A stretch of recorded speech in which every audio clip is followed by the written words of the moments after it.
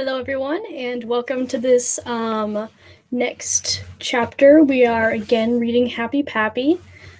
And yeah, so last chapter we left on quite the cliffhanger, so I'm guessing you guys want to get straight into that as soon as possible. Oh, I move my microphone up here so you guys can better quality. All right, let's get right into this. Chapter 7. In an unexpected turn of events, my senses slowly came back to me. I knew right away that I wasn't dead when I felt myself laying on my bed. My entire body had an equal amount of pain surging through it, so I couldn't feel its source. But how was I alive? I had felt myself leaving, so how? I noticed I was too tired to move a muscle, not even open my eyes. "He's alive!" I heard the muffled but recognizable voice of Evie exclaim happily. She panted as if having run a marathon. "Yellow blind!" Teddy squealed, and I felt a pounce near me. Unfortunately, it was hard for me to keep my senses focused. My body felt like falling asleep, as if I really needed it. If I were just dead, then how come my body needs rest? A thought for another day, I guess. Oh my. Thank you so much, Evie. I thought he was dead for sure, Sebastian panted, as if he too had just come back from running. It's all right. Seems like he hadn't fully died, just sort of. I guess it's some sort of near-death state he goes into, if close to death. Seems like giving him back all his original powers did the trick in returning him back to normal, Evie Guess explained. I honestly had no idea if this hidden power. Of course, I had never really almost died before either, or at least not almost died that badly. "What do you mean it's all right?" Sebastian snapped under a lot of stress. I wondered exactly how long I had been in that little coma of mine. I was the one who almost killed him in the first place. And I would have just left him had he not told me that the whole goal of that machine thingy. Grr, this must be how Maddie feels. "Hey, I'm right here!" Madeline's voice shouted angrily. No words were spoken right after. Anyway, make sure he stays stable. I'll come back tomorrow. Oh, wait. I really didn't think this through, did I? Evie Grumble shouted at herself. "What do you mean?" Sebastian asked. To return all of Herobrine's power back to him meant I had to return the power he had given me, which means I am stuck inside Minecraft until he gets better. Evie panicked with frustration. "You mean Minecraftia?" Sebastian asked, puzzled. "No, Minecraft! I can't go to Earth now, my home." "It's kind of complicated, though," Evie huffed. "Oh, my parents are going to be so mad. I just hope Herobrine can heal up soon." Then I heard stomping, followed by other footsteps, and the sound of my bedroom doors opening. Was I seriously still in my room? I have a medical room, you know. Then I heard quieter steps make their way towards me and heard Sebastian sigh beside my bed. "Herobrine, if you can hear me, please know I'm sorry. I was so fueled by anger. You were responsible for my parents' deaths, after all. But I shouldn't have acted the way I did. Especially since you have been nothing but kind to us. Sebastian then sighed, again in defeat, having nothing else to say. But I could tell he wanted to say so much more. I myself so badly wished to get up, sit up, nod, open my eyes, just move at all. I wanted to let Sebastian know I could hear him so badly, but I couldn't. At least not then. I no longer felt tired. Well, at least my brain no longer did. So I just laid there and listened to the room around me. Sebastian left, and I was alone. and it was quiet. Eventually, I decided to make myself fall asleep. Time skip, yeah. Hey, here, O'Brien. Hey, here, O'Brien. I heard Madeline half whisper, and I was woken up, but still couldn't move.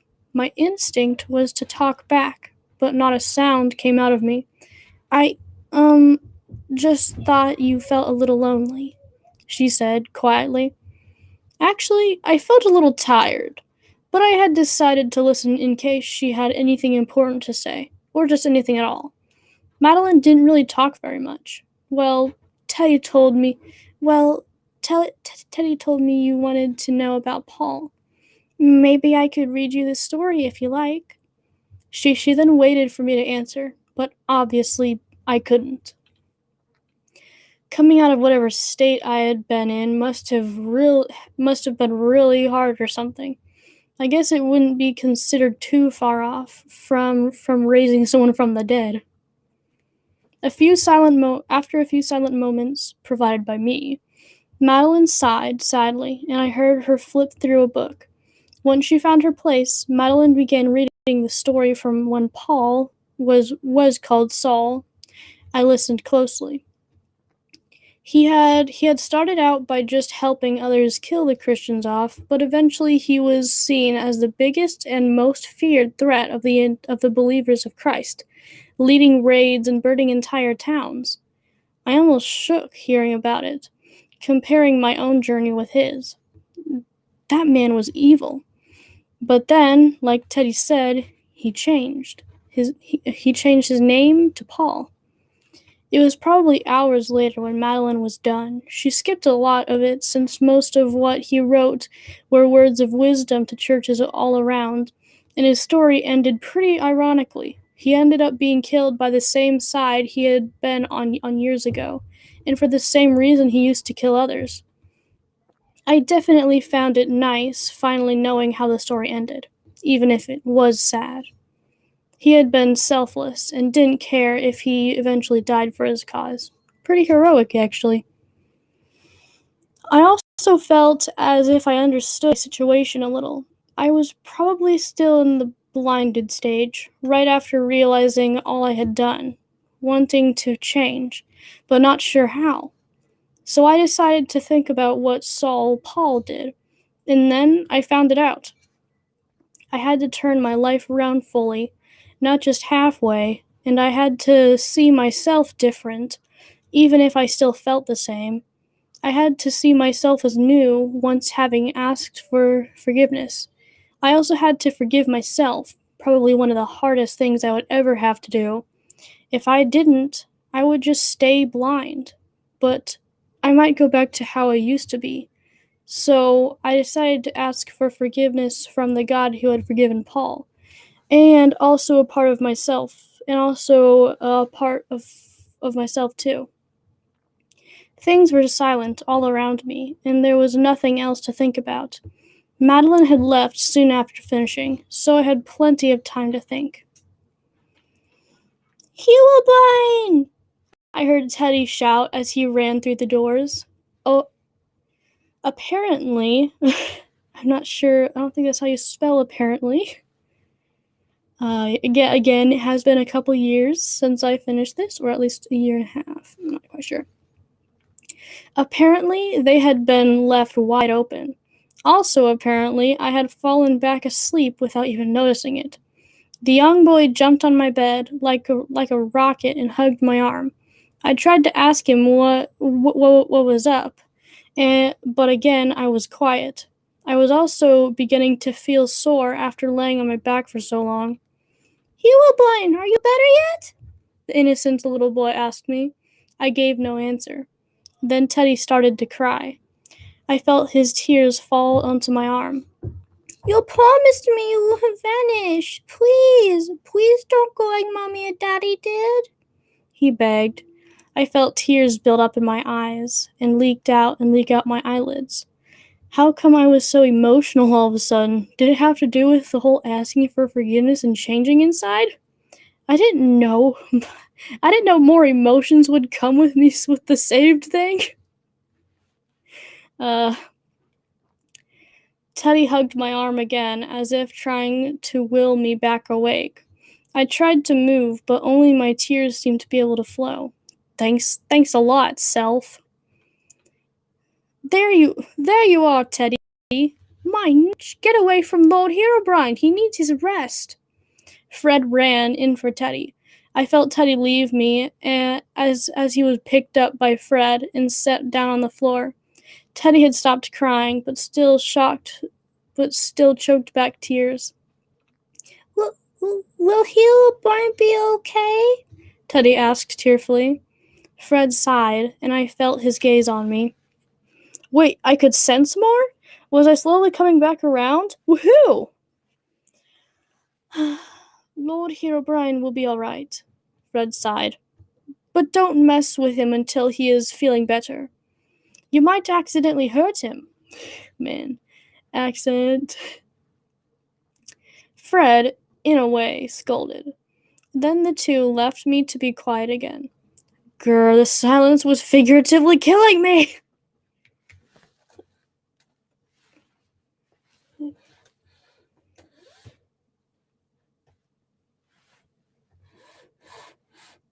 Moving my monitor, trying to find a good angle, because, like... Okay. Maybe that'll work better? I don't know. Alright, let's just continue on. Okay. I could tell days were passing when visits fell into rhythms. The loop often started with Sebastian coming in, sometimes accompanied by Teddy or Evie. Most of the time he was alone, though. He seemed to be placing a lot of blame on himself, something I would have to talk to him about when I was feeling better.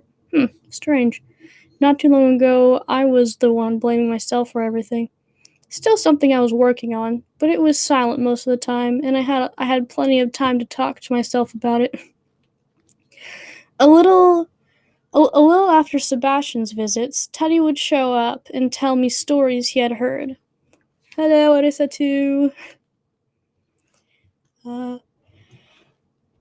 you might have to rewind the stream just so that, I don't know, you can hear the beginning of it, since the last one was left on a cliffhanger. I don't really know how the reading streams would work whenever people show up a little later, huh? I'm definitely gonna have to schedule them for my next book. I just don't know how I'm gonna be able to schedule them. Maybe on like the YouTube things, whenever you, I don't know, leave like comments, those would probably be what I'd probably lay down schedules there. I'm still thinking. Anyways, yeah. At least, okay. A little after Sebastian's visits, Teddy would show up and tell me stories he had heard. Most of them were cute, silly little stories about magical lands with flying horses and evil witch queens and magical lamp. Narnia. And a while after, Madeline would show up and read me more of the Bible. Most of it was boring, but I was already pretty bored, so at the time I found every word interesting. Better than silence, I guess. And they did have interesting stories. She was even kind enough to consider which ones I might like and read me many of the war stories between ancient kingdoms. Every now and then, Fred would randomly show up and ask me the same kinds of questions he always asked. Then when I didn't answer, he would try to answer for me, mimicking my voice and accent. It was hilarious to listen to, but I couldn't mentally record it because I knew I needed every ounce of energy possible. I could tell most of it was going towards healing and bringing me fully out of my state, and a bit more was working on the whole working without food or water, or going to the Wait, the last thing is only outside Minecraft anyways. It was probably a week later when I finally woke up. My whole body felt a little twinge go through it, and I felt myself suddenly given back the ability to move again. I sat up quickly and looked around in a daze. I probably shouldn't have moved so quickly, so soon, because I felt like barfing. I kept myself from doing so, thankfully, and just sat there, leaned up against the head of my bed for a bit. Being able to look around was nice. I saw my bedroom doors both wide open in front of me and saw that my room had more redstone lamps in it to make it brighter. I checked to see how my powers were by flickering on and off the lights over and over and over and over again. I was bored, all right. After a bit of turning them on and off with my mind, I found it easy. So I did it faster. And I kept going faster, and I kept going faster, intrigued by the ease of it all, until the lights all burst out at the same time, leaving me in the dark. It must have been because I had all my original power again that made it so easy. I had gotten used to just using 2/5 of my power, so using it all at once again made everything like a walk in the park. Speaking of walking, I turned myself so my feet were dangling over the floor off my bed. Being able to walk again was such a tantalizing thought. I just had to take the risk. I dropped down from my bed onto my feet. The contact between my feet and the floor made my legs feel like they were suddenly being pricked by millions of needles at all angles, and I fell to the floor. When I fell onto my belly, everything touching the floor felt like it was being poked by needles as well. I quickly hovered up off the ground to relieve myself from the pain, wondering if it was just the floor. Wondering if it was just the floor, I reached my arm out and carefully touched my bed. Ouch! The same pain covered my arm as my hand touched the soft mattress. I had no idea what was going on. At least I could keep myself in the air longer with my powers having been increased. So I kept myself hovering above the ground just a couple pixels and flew out the door to re-explore my castle. The kitchen was the first place I went, of course. It was so nice finally being able to move around, even though I had been in bed for only about 1 week. It felt like an eternity to me.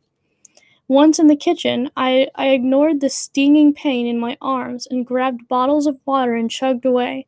I then snatched up a feast big enough to feed an entire army, and ate it all at the same in that same setting. I was glad when I finished, because my arms no longer stung, and my thirst and hunger were quenched. Heal-a-blind? Teddy asked from the door behind me, puzzled. Then before Teddy asked from the door behind me, puzzled.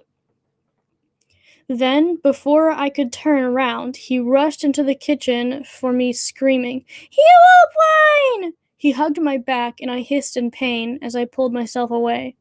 When I turned around, I saw a sad, hurt look on Teddy's face. I couldn't bear just leaving him like that, so I scooped him up in a big hug. Yeah, it hurt like the void, but I knew he had wished for me to be better so badly, and I couldn't help but give him a big happy hug when I finally saw him again. I'm so glad you're all right, Teddy said happily as he hugged me back. I then felt two others hug me, Sebastian and Madeline. They must have been right behind Teddy, and then I heard teleporting in Fred's big bony arms wrapped around us all.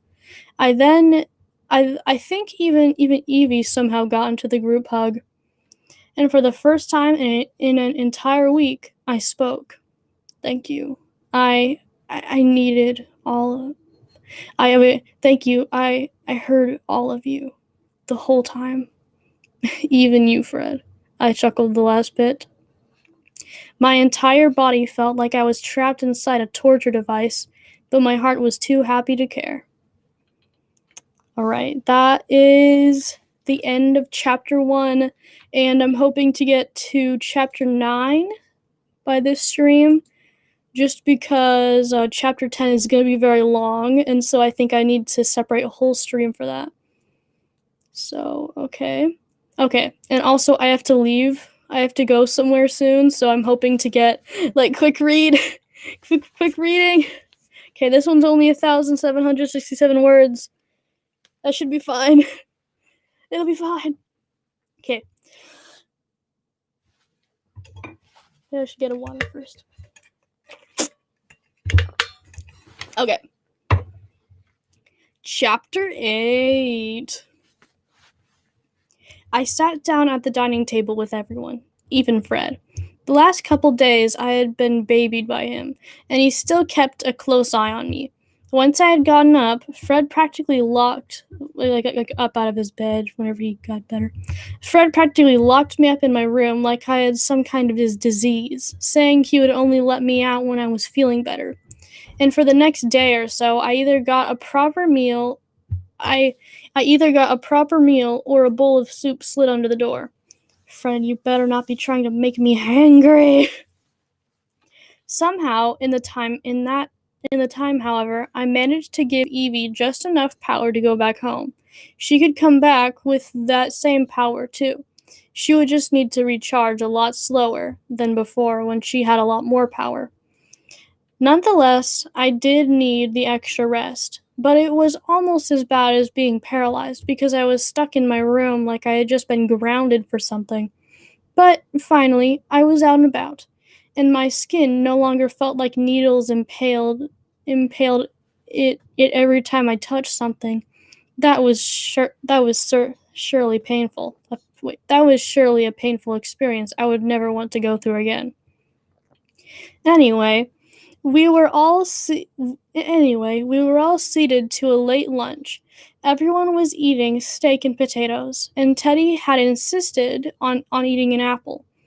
I also made sure everyone had a few carrots, because why not? Why are there so little vegetables in Minecraft? These kids need their nutrition. I thought quietly to myself with an unnoticeable grumble. We were all eating when I heard a loud crunch of Teddy biting into his apple. I noticed he had been eating a little slower than usual. I didn't think much of it, though. Except, oh my gosh, that's wrong, except, I've gotten better. Anyway, except that he might be sick. But I had already scanned him for any health problems, and he seemed perfectly fine. Ow! Teddy screamed. My head shot up in shock, as did everyone else's. When I eyed Teddy, I saw him take his mouth off the apple, and there was blood dripping down his chin. And in the apple was none other than a tooth, still lodged in the hard outer shell of the fruit. Oh my goodness, Teddy! Madeline squealed as she rushed over to help him. Everyone was panicking at that point. Fred teleported off to find medical supplies, while Madeline and Sebastian tried to stop the bleeding. I just stared at everyone in shock. I had no idea what to do. Madeline looked over at me and with a demanding voice gave me an order or two. Well, don't just sit there. Help us! I quickly got up and tried to find a way I could help. I thought back to how I had handled lost teeth when I was younger. I remember having been so scared the first few times, and this was probably Teddy's first missing tooth. Sebastian wasn't really helping. He was just panicking at the sight of the blood, and Madeline was trying her best to calm the crying Teddy down. Finally, a little plan snapped into my head, and I teleported to my emergency kit that no one but me knew about, not even Fred. I don't really know why I never told anyone about it. I just never liked sharing my stuff. I tore open the box, not caring that I had just broken the lock, and shoved my hand in search for some gauze. The moment my hand touched some, I teleported back with them in my hand. Here, Teddy, bite on this and it will help stop the bleeding. I instructed the little boy as I held out the gauze to him. His hand shook as he took it, not in fear, but just because he was so unsure what to do in a situation like that. and he put the gauze in his mouth carefully since it hurt quite a bit. After a moment, the blood stopped trickling out Teddy's mouth, but it still looked pretty. But he still, my gosh, but he still looked pretty shaken by the event, and he couldn't speak, so he just motioned for me to come closer.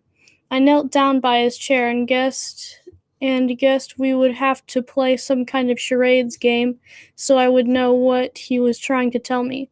But instead, the little boy just jumped onto me and hugged me tightly around my neck. I held him there gently with my arms as he continued on quietly crying.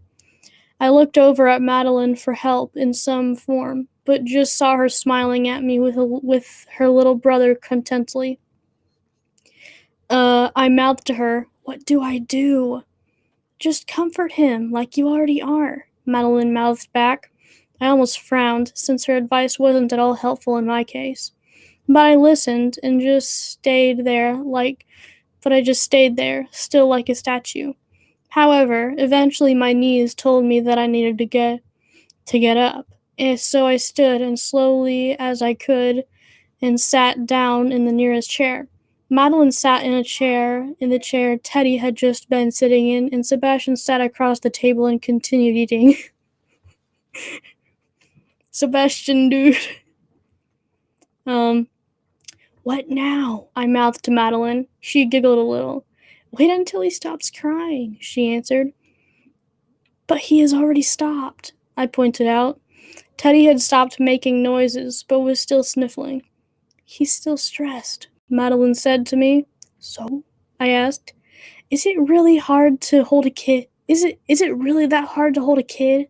Madeline rolled her eyes, and I looked for something to look at, but it just wasn't my place to hold him. That was Madeline or Sebastian's job, not mine.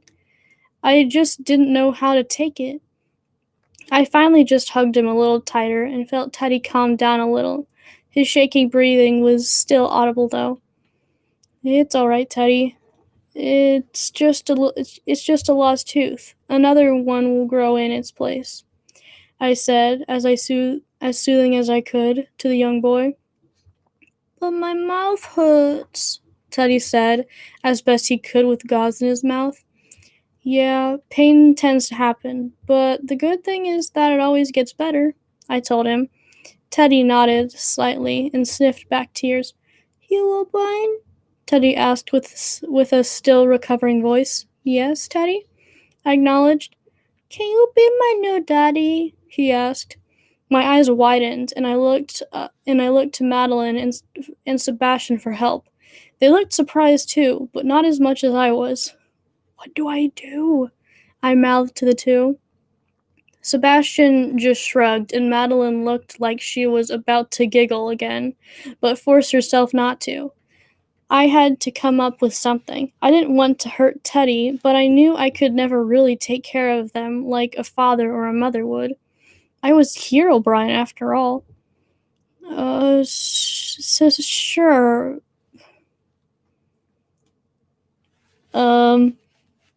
You'll just have to see. Is Herobrine gonna become a dad? I don't know. Is he? Sure. But maybe you can call me something like Padre, or, well, I don't know. I sighed. Papy? Teddy asked. Huh? I tilted my head a little. I want to call you Papy instead of Herobrine, Teddy said. Herobrine is a weird name anyways. Teddy said. Oh, well, sure. You can call me Papy. I smiled a little. That was just cute. I love you, Papy, Teddy said as he hugged me tighter. I just stared silently at nothing, and those words sunk in. How? Madeline smiled at me again, and Teddy, with some small tears in her eyes. Sebastian, like me, didn't know what to think. Finally, those words fully sunk in, and I could feel tears swell in my eyes. Maybe I can be loved, I thought as a large tear fell down my cheek. I love you too, Teddy. I smiled, hugging him tighter. My eyes closed tightly as tears streamed out. I felt so happy. Happy Pappy. Is the title of the book. um, when I opened my eyes again, I felt somehow different. I felt much better. Herobrine? Madeline looked at me with shock. What?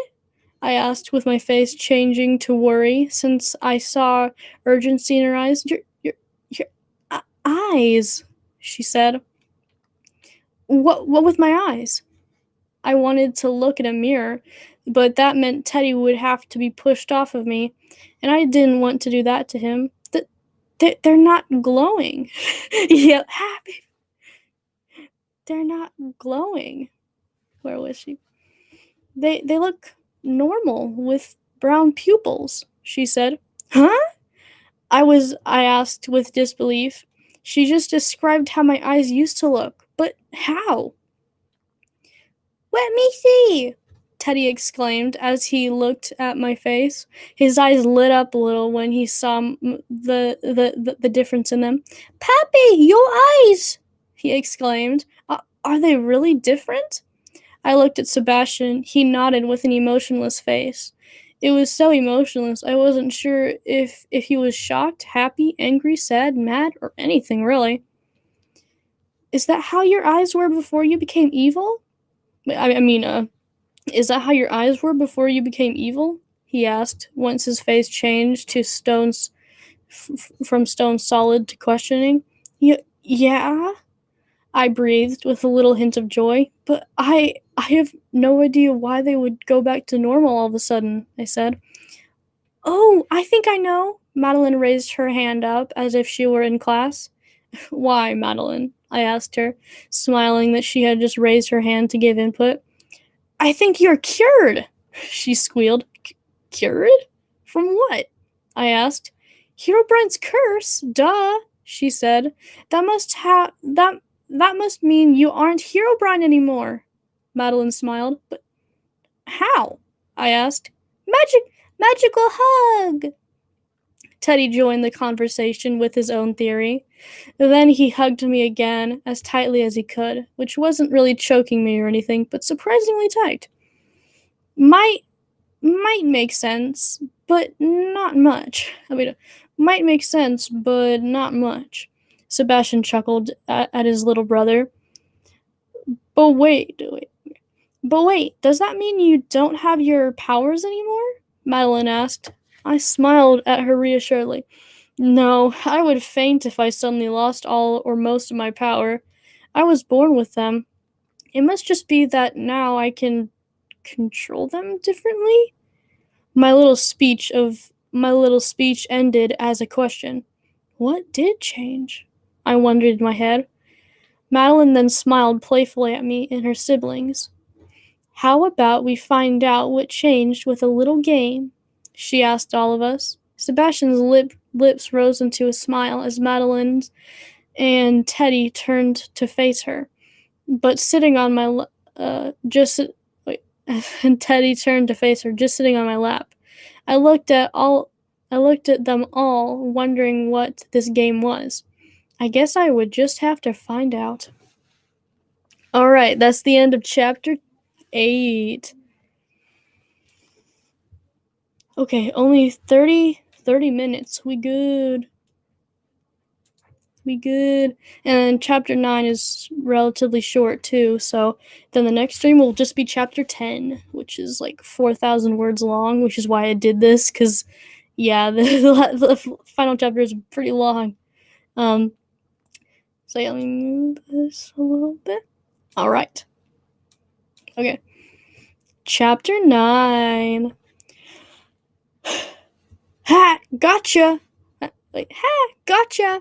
Madeline shouted right after Snowball splatted into my face, momentarily blinding me. What? No fair! What? No fair!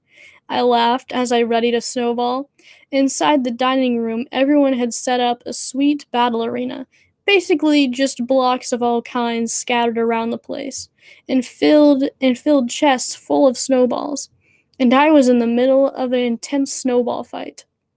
Everyone was targeting me because I was the adult in the game. That tends to happen in games like this.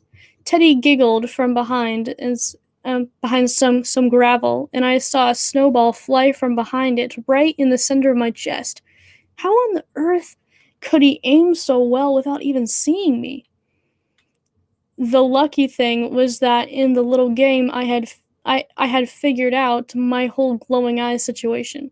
Now, it seemed they only glowed while using my powers, like when I flew up into the air to get Sebastian from behind, and when I turned invisible when Teddy jumped from behind uh, some dirt and startled me.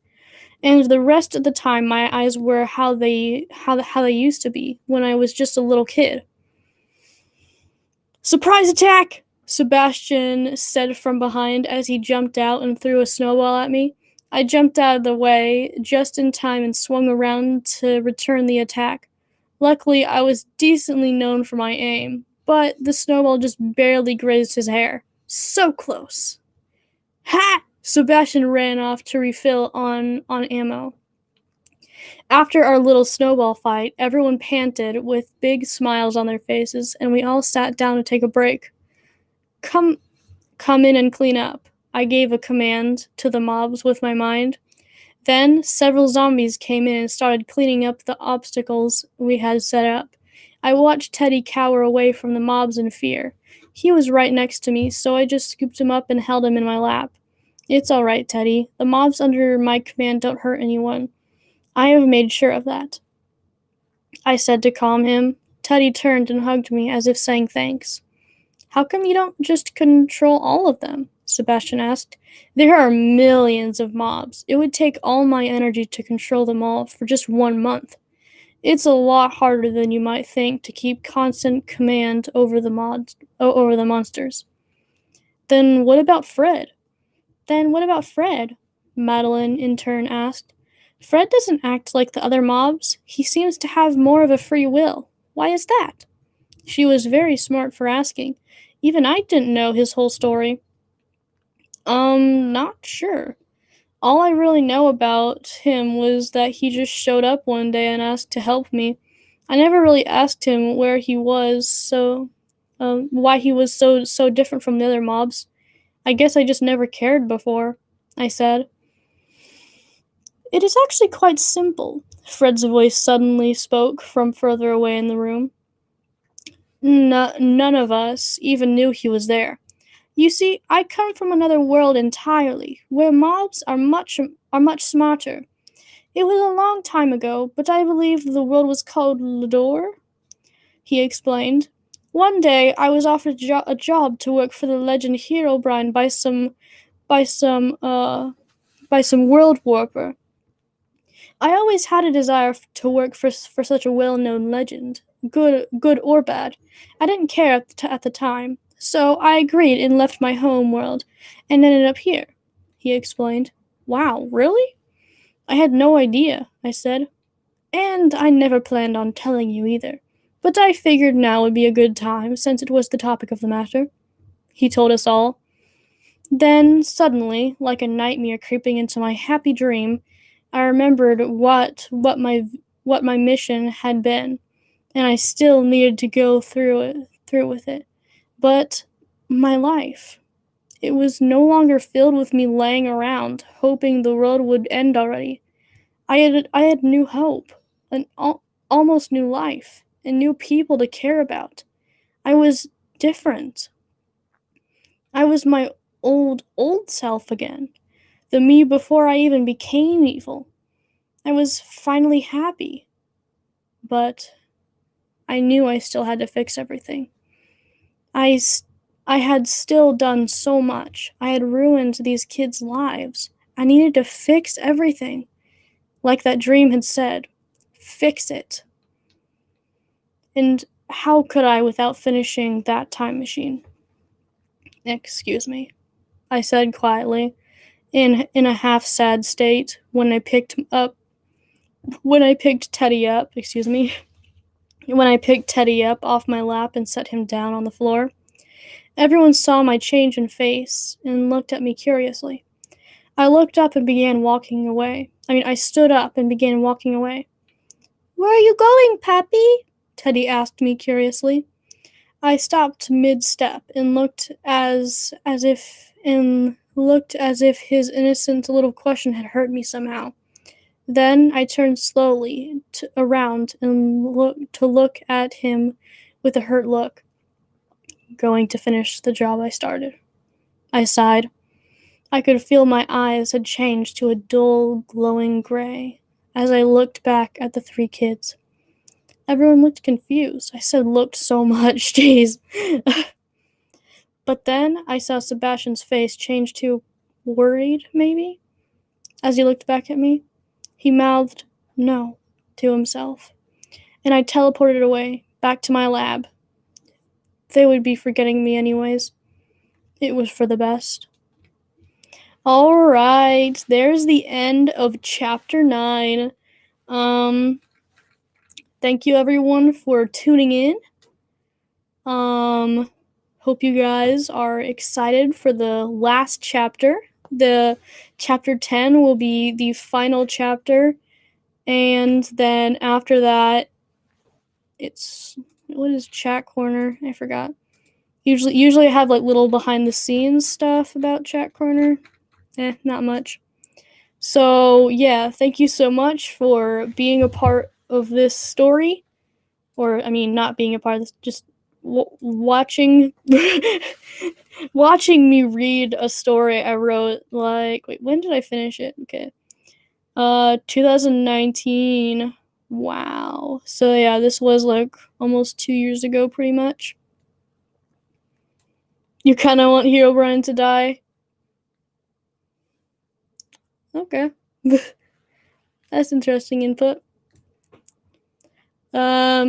So yeah, everyone stay tuned, and thank you so much for watching, and I will see you all later. Bye! Oh, and by the way,